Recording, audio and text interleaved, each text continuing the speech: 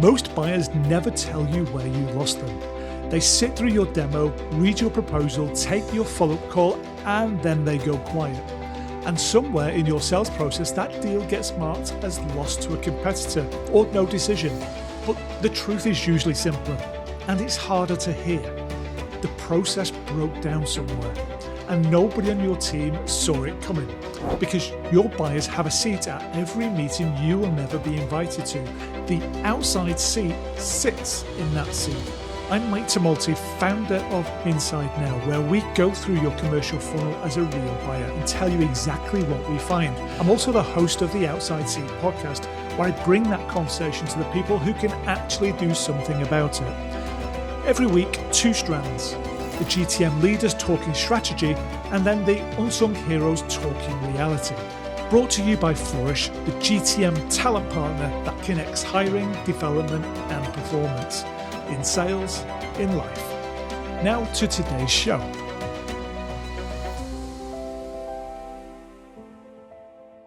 Hey, and welcome to the first episode of the Outside Seat podcast. I'm thrilled and delighted to have James Barton with us today. James, rather than me give out your job title and what you do and where you're from, why don't you give us your 30-second elevator pitch? Thanks, Mike. And like you said, I'm very honoured to be here as well. It's a wonderful thing to be on a podcast with somebody that I respect so much. So my name is James Barton. I work for a company called Mentor Group. We are an organisation that helps companies with their sales performance, mostly through training and enablement. And my job title is CSO. And before you think about it, it's not Chief Sales Officer. It's Chief Solutions Officer, sometimes confused with Chief Sandwich Officer when I go and buy a round of sandwiches. But my role effectively is to build the solutions that our clients work with to improve their sales performance. Awesome. That's very good. Very interesting role. And is this something that you've designed and developed? Like, you didn't join Mentor necessarily as the Chief Solutions Officer. Is this a role that you've created because there was a need for it, or is this how did this come about? So I joined Mentor Group as a consultant, and in our terms, consultants mean people that will do delivery, so actually go on customer sites and train sellers, but also design the programs and what have you. But my background is interesting in as much as that I'm formally trained in HR, then fell into IT and technology, became a director of IT for a number of years, then got involved in becoming a sales director of IT solutions.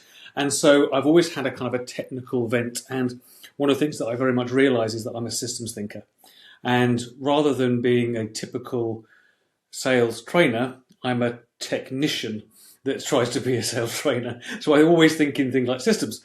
And that led me to start leading Mentor Group in the need to have solutions, because training in its own right is no longer just a single item. It has to be part of a bigger system, and that's the sort of thing that I'm looking to build. No, it's a really good point, right? So a lot of businesses see training as it's a single event, it's an activity, but enablement is so much more than that. How do you position yourselves from that perspective? So it's not we're coming in, we're training staff, and then off we go. It's an ongoing enablement. Well, that's a really interesting point. One of our taglines as a company is that we enable sustainable selling. And a lot of people look at it and go, sustainable selling? What on earth does that mean? Does that mean that you're all drive around in electric cars and don't fly? And what it really means for us is that we want you to be successful without us.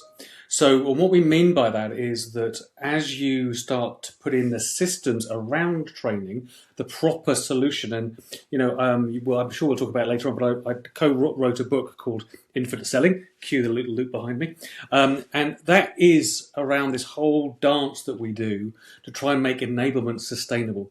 Because as you say, so often we do an event, maybe it's a sales kickoff, and we expect sellers to just go on for the rest of the year fully trained, and it's just not possible. It needs to be wrapped up in an entire solution.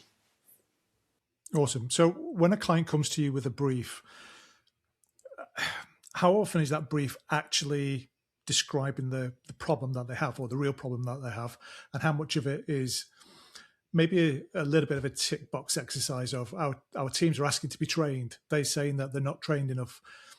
where do you draw that Well, line? I think it's an interesting question because I can give you two distinct answers because it depends who sends us the brief.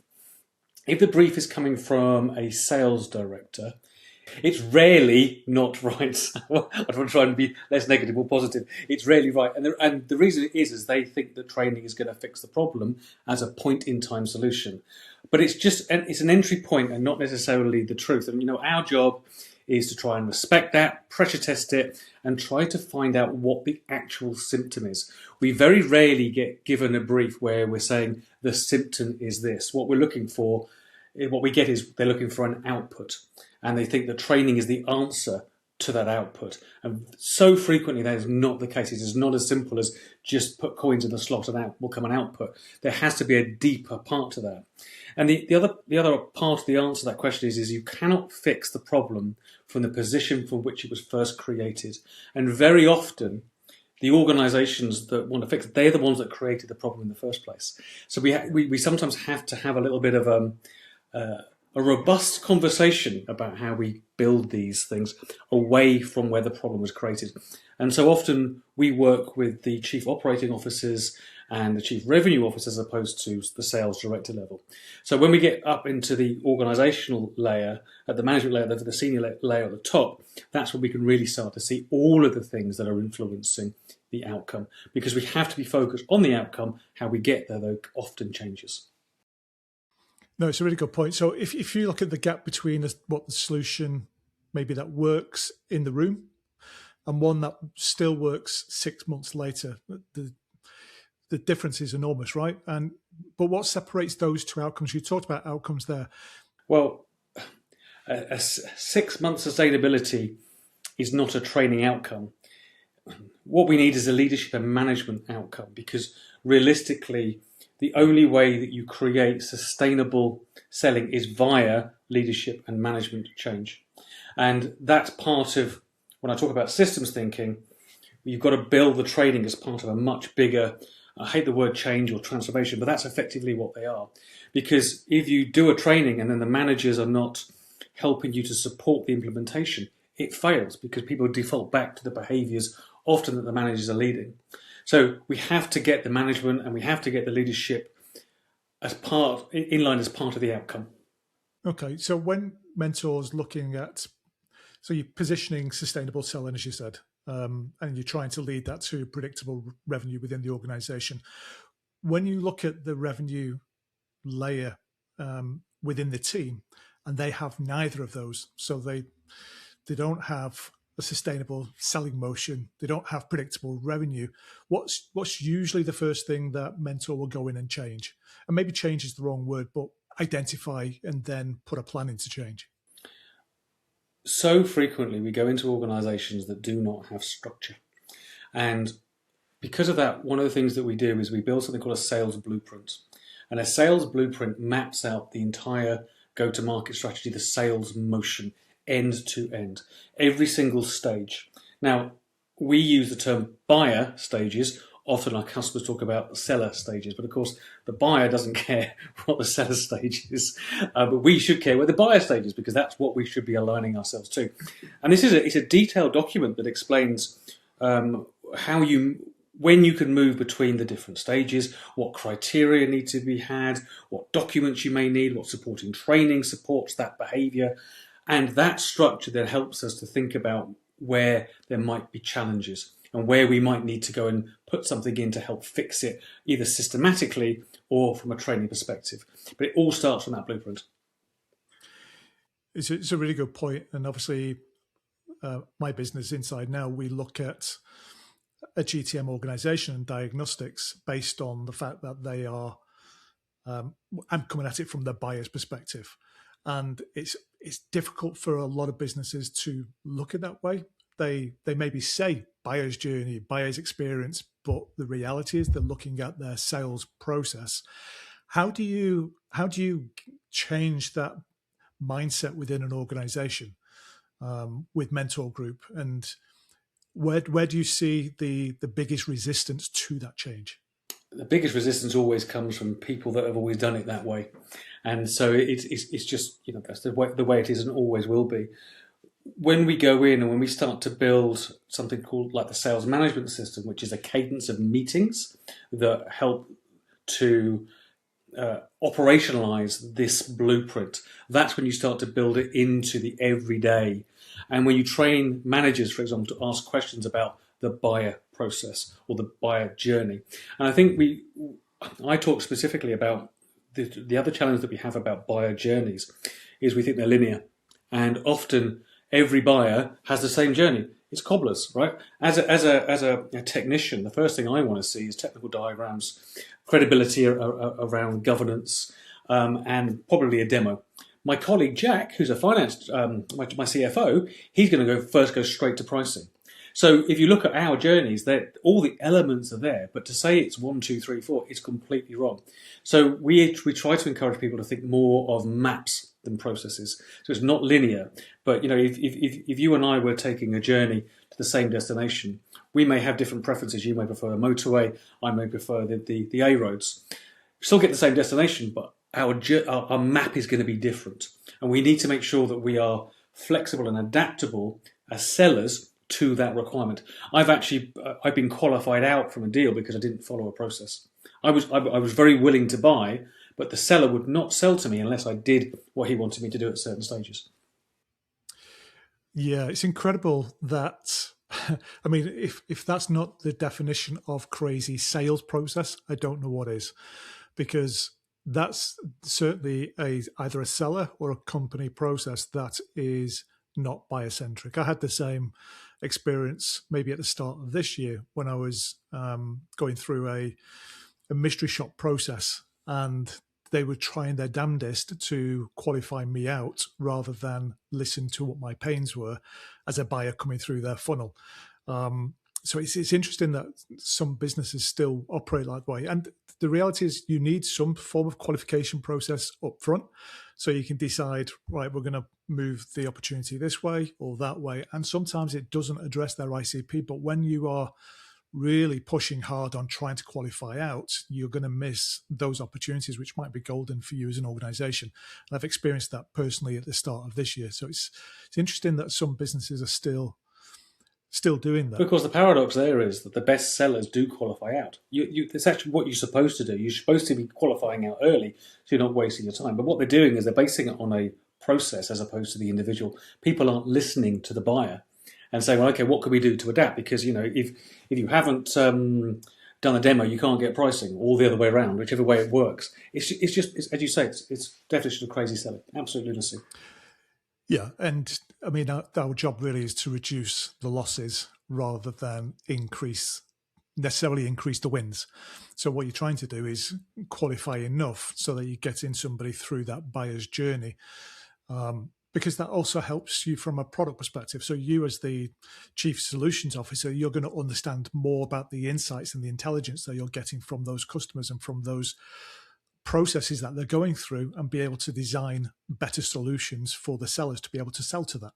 And it's all about reducing, I use the Moneyball example, right? So, and the batting averages, and it's all about how do I reduce the losses? Because the reality is the losses are going to happen. But what you see a lot in CRMs today is the amount of losses that you get, which say no decision. And that's the seller has not done their job properly. To get to the point where there's no decision, you've missed something along that journey.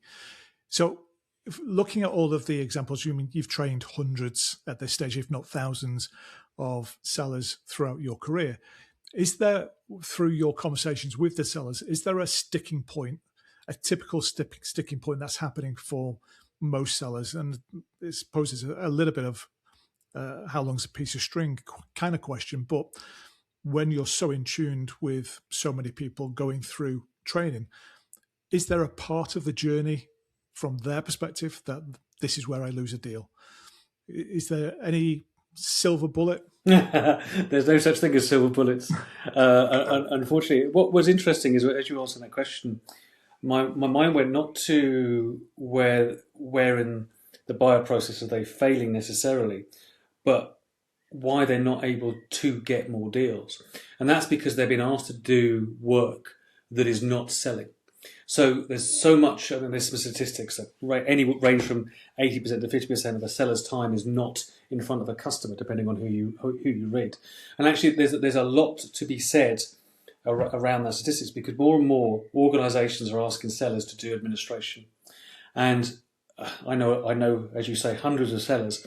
I've found very, very few that are actually any good at doing any sort of administration. It's just not their forte. So that's definitely a sticking point. I would say today, right now, the biggest challenge that people are finding is lead generation. It's actually, demand generation is the biggest problem. I think once you get them in the hopper, it's okay. It's finding them in the first place, because buyers are very, very different to how they used to be. Where we were, as sellers, the people to educate them, they're now being educated by themselves. So when they come to us, they're much more savvy, they understand the competition, they normally know more about the product than most sellers do. That then becomes a challenge. And it was very popular back in the day, this whole concept of challenger sale was try and bring a perspective that will challenge the customer. You can't do that these days, because they already know what's going on. And so you need to listen to what the customer's need is, work from the outcome backwards. And again, we are still seeing far too many sellers doing as we would say in IT, the speeds and feeds, giving all of the data without the benefit. No, it's a really good point, because if you look at challenger sale, and I'm a big proponent of take the best of all of the different methodologies and create your own in your image of what's going to work for you. Because if you, it's not to denigrate any of them really, but if you look at Challenger and you've got somebody who's maybe come out of university, they are now moving into their SDR role for the first time. So they're 22, 23 years old, and they're speaking to a grey-haired buyer who's been doing their job for the last 25 years. And as a SDR, you're openly challenging. I think there's some big downside to that if not done in the right way. And that's why taking a mesh of all of these different methodologies is really important from the very start of your career. Yes, take the challenger sale. Yes, go and do medic, and go and learn about spin, and go and learn about all of these different, the solution selling, all of these different methodologies. But please, please, please make that your own. I always ask the question when I'm interviewing for an enterprise sales rep, right, what's the sales methodology that you follow? And if somebody says, I'm an expert at X, that's a red flag for me. It is, the best answer for me is I've worked for 3 or 4 companies. We all had different methodologies, and I adapted to that, and I learned the best bits from all of those, and I'm able to take that into my new role, rather than, I'm an expert at solution sales. Well, we're not a solution sales methodology company.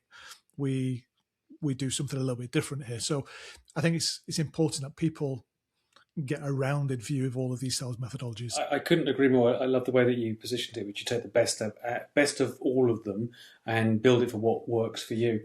And when we wrote Infinite Selling, of course, we had to write our own methodology. But one of the things that we realised as part of that was that most of the existing, most popular methodologies were written in the 1970s. I mean, Challenger is 15 years old as we stand now. And so when you think about how much the world has moved, how the buying process has evolved, some of them need to be either heavily adapted, or they're no longer relevant to the way that we go about selling, because the world has moved on. So we do need to challenge those, but they're like everything, there is absolute nuggets of gold in all of them. And they work successfully for years. You just have to take them and adapt them to the environment that you find yourself in and the buyers that you're finding yourself in. Now, before we continue, a word from today's sponsor, Flourish. Most businesses don't underperform because they can't hire or don't invest in training. They underperform because the two things never talk to each other. Hiring happens over here, development happens over there, and somewhere in the middle, invariably, performance breaks down. Flourish fixes that.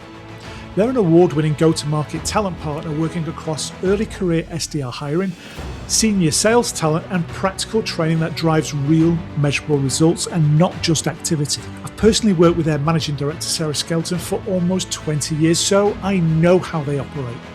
They stay invested through the full journey and not just the placement.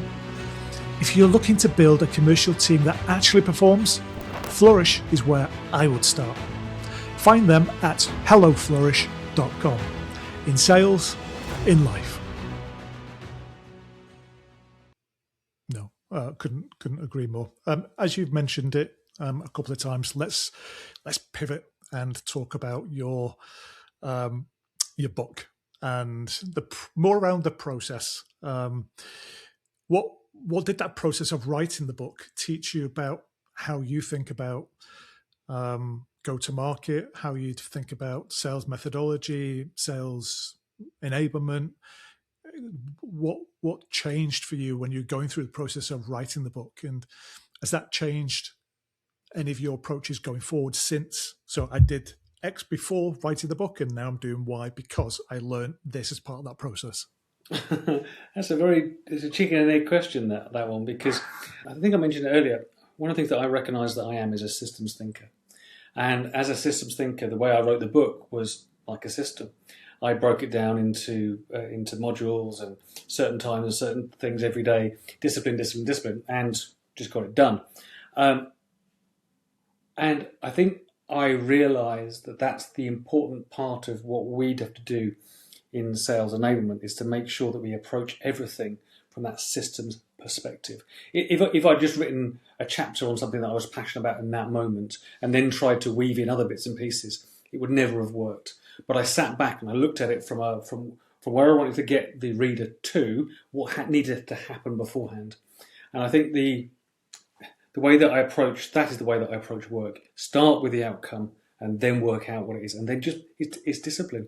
It's making sure things are done at the right time. Discipline's a word that not many people like these days, but it's such an important thing. If you keep doing the right thing at the right cadence, and you're making those marginal gains every time, there's going to be something better and better.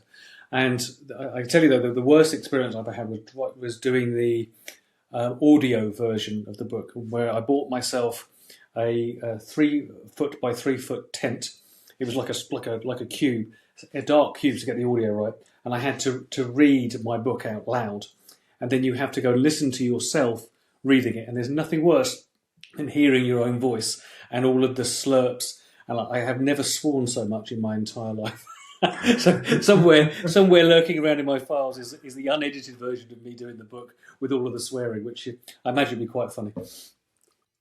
No, as I started this podcast, and I thought, right, I'll create a TikTok channel, and I've got a YouTube channel, and I've been creating some content.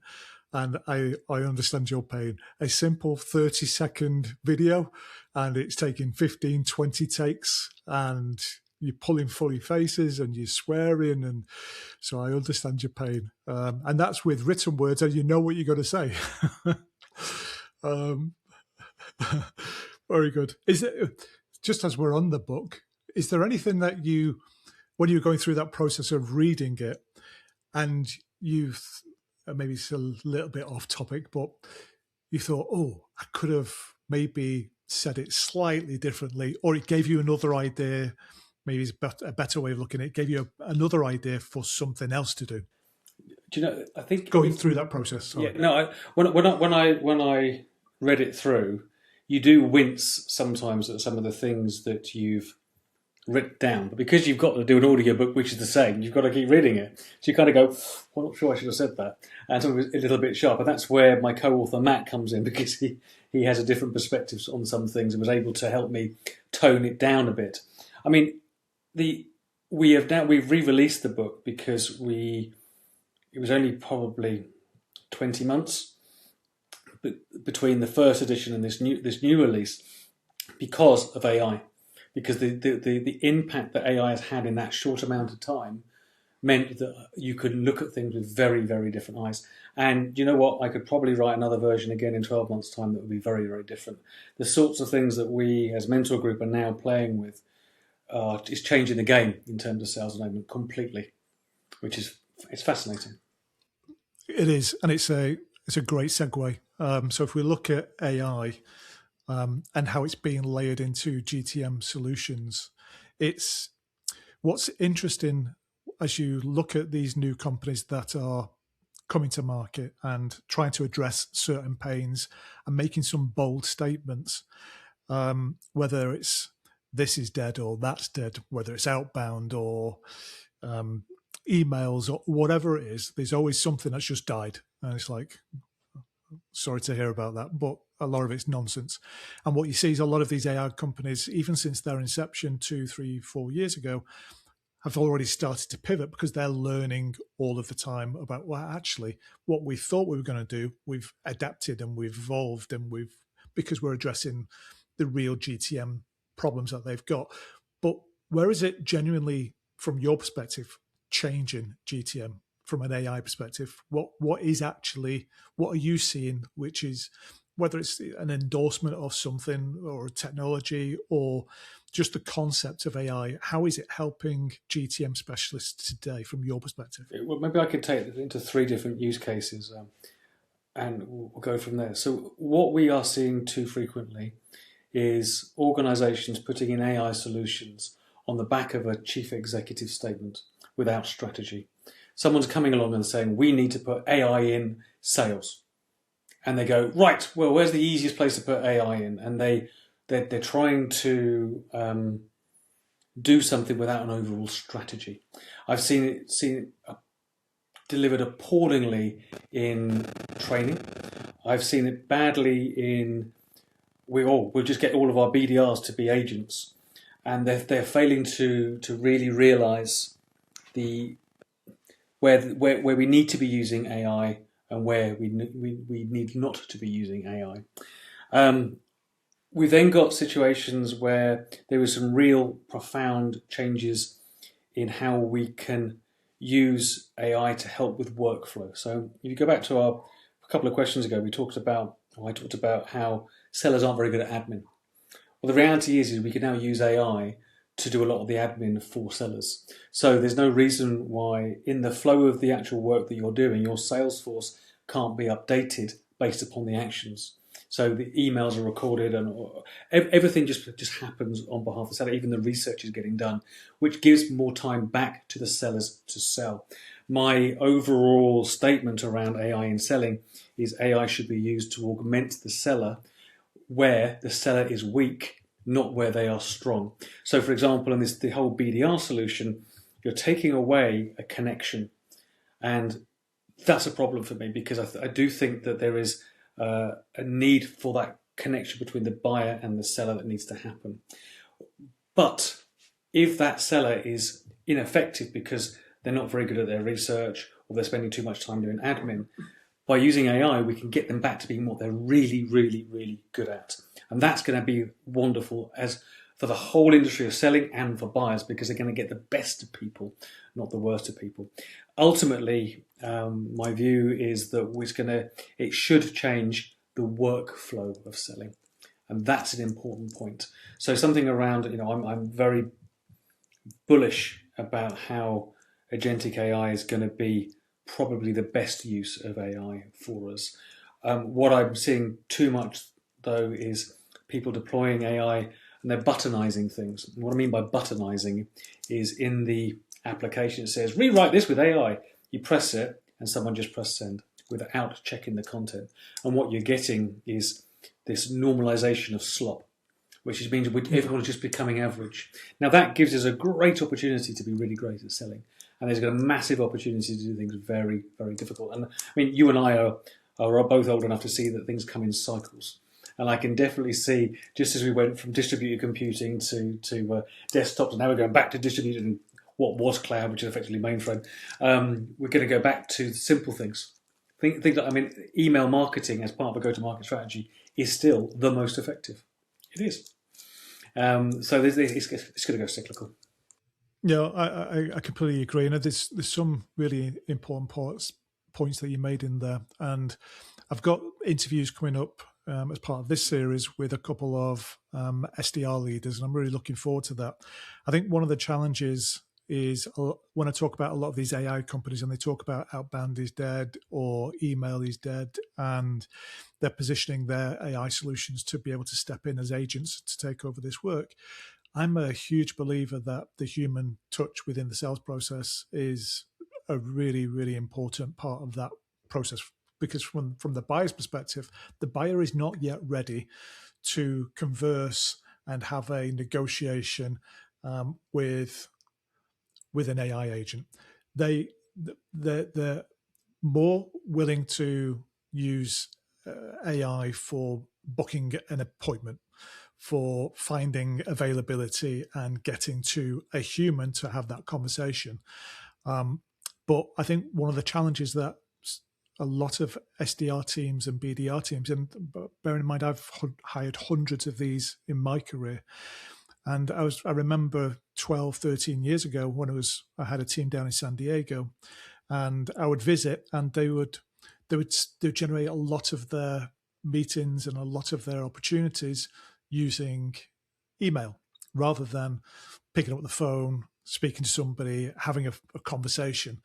And it had a negative effect in two ways. One, if you are doing that today, you will be replaced by AI, because an AI agent can write those emails. And if you use another AI agent to quality check, then 95% of the job is done. So it's a self-fulfilling prophecy where BDRs are going to make themselves redundant because AI can do parts of that. What they can't do is pick up the phone and have conversations yet. I'm sure that will come, but right now you've got an opportunity to really establish yourself as a true differentiator within the sales. I'm going to use the sales process, but from the buyer's perspective, and having conversations. The second part of that is how, if you're not making phone calls and you're not having those conversations, how on earth are you going to become the next account executive, account manager, customer service manager, if you can't have a conversation with somebody? If you're letting AI generate your emails, how are you going to be adding value to that process when 2-3 years from now you want to be an account executive? And I think that's a real threat to the workforce, is that we're not training and developing those BDRs to actually have conversations. We're training them to be able to send emails, and we're giving them tools to be able to take the thinking out of that. That, I believe, is a threat. So a couple of points on that, which, if you don't mind.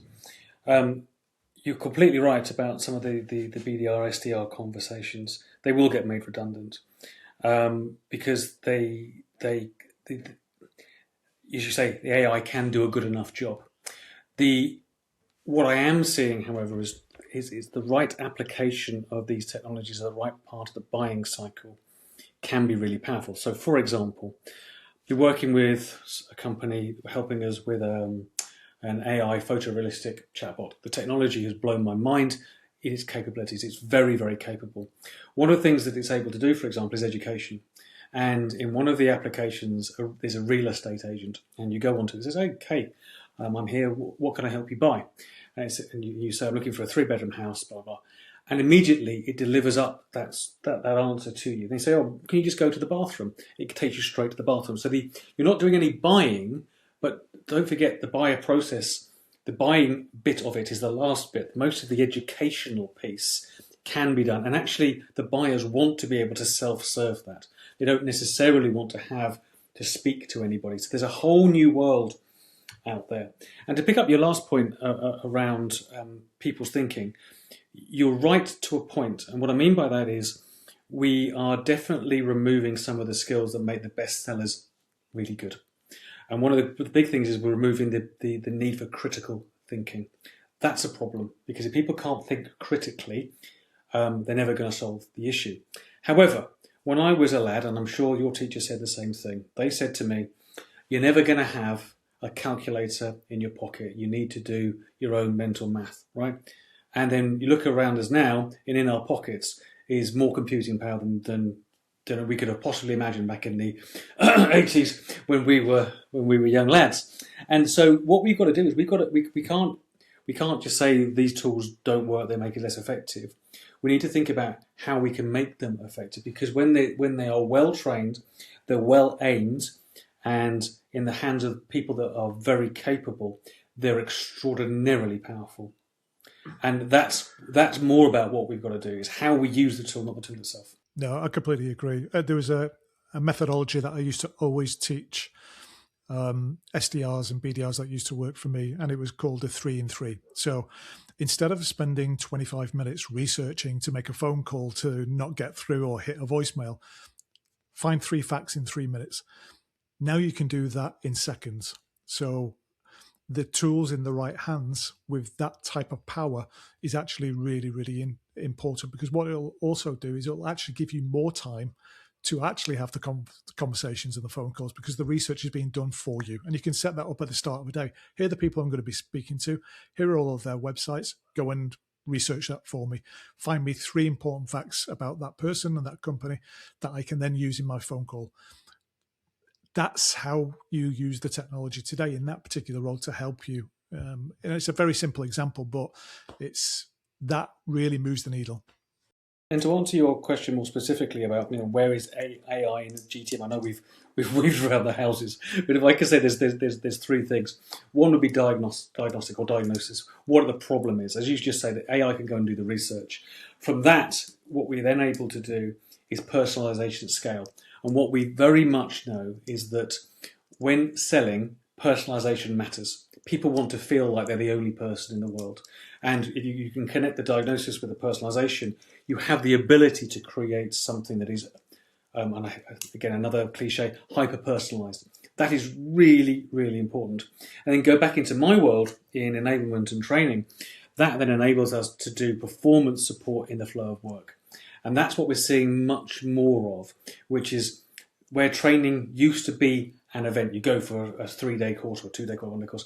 What's happening is you're getting training in the moment, in the context of which you are working with. So, for example, you move your CRM from one stage to negotiation. Immediately it says, do you want me to build you a role play? We can role play this right now before you pick up the call. That is performance support in the flow of work, right?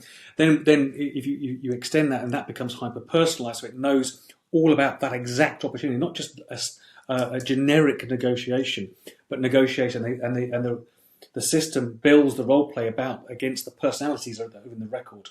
That's what I'm talking about in terms of hyper personalization around the flow of work. It's just extraordinary what we're able to do. Extraordinary. No, awesome. This is a fantastic conversation, and I'm just conscious of time. Oh, sorry, I'm waffling again. No, not at all. I'm not curtailing at all. I think what I want to do is, I think there's certainly room for a part 2 of this type of conversation with yourself.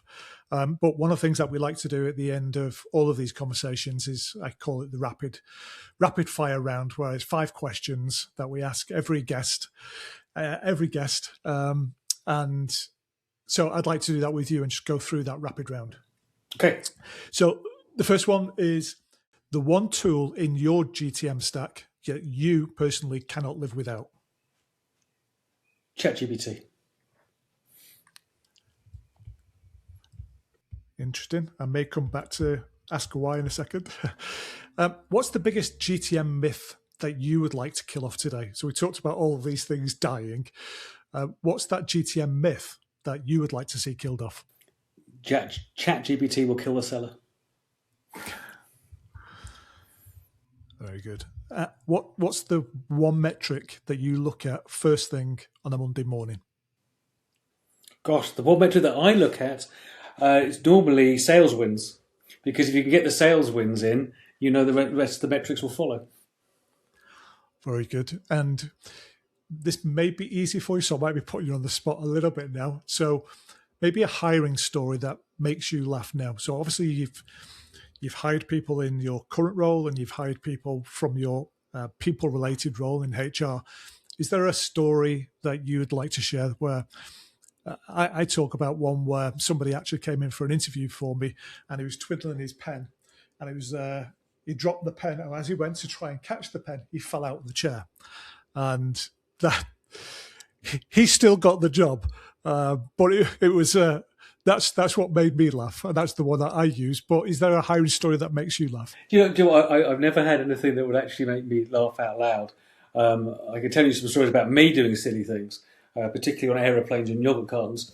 But that's another one for another day. I think what I've done recently is I've started using the technology that we use for selling on the hires. So, for example, we've got a AI scenario generator, and I put the potential recruit through that course and watch them film it. And just watching them, how they respond to this thing is hilarious in its own right, because they're not expecting it. And then just to see how they behave with the technology, and how there's such a big difference between those people who can work in the moment, have got behavioural flexibility, and whose CVs say they can, are two very, very different things. Yes, and with ChatGPT and Claude helping draft those CVs today, I think there's a number of hallucinations that happen from time to time, or exaggerations, shall we say. And final question, who is the most underrated person in your professional network that more people should know about? I have spent my life avoiding finance. And we have got a very, very talented CFO who understands not just the accountancy law. I think he often boasts that he got 3 prize-winning scores or something like that in his accounting exams. But he helps me sharpen my pencil more than anybody else in the organisation. It's so important having a real partner within that seat. I've worked in organisations where you have a partner, and you've got those organisations where the CFO is a gatekeeper within your own organisation. And yes, there needs to be checks and balances, but when there is a hard, don't even knock on my door and ask for anything, that's very difficult. So to have a talented CFO within your organisation, it's a real good endorsement. It's a real gift, and it forces me to think commercially rather than think about bright and shiny, because I'm a bright and shiny kind of guy. I like new things. And he says, well, where's the commercial impact? And it really does help you think differently. Brilliant. James, thank you so much for your time today. For anyone that's listening to today's episode, if any of it landed with you, just share it with one person for me. Somebody that you think needs to hear, whether it's around AI or the BDR conversation, or how Mentor help organizations today. Please just give it a like and a share. That single share is how this show grows. So we really appreciate that. Until next time, stick in the outside seat. Your buyers are still sitting in that outside seat. Subscribe on YouTube, follow on Apple or Spotify, drop a like and a follow. It genuinely means the world as we keep growing this channel. And if today's conversation sparked a question or a thought, leave it in the comments. Every month I answer your questions in a dedicated episode, and the best ones might just end up on Instagram, LinkedIn or TikTok. Your question could be the next conversation that we have. This episode was brought to you by Flourish. Find them at helloflourish.com. We'll see you next time with a brand new guest in the outside seat.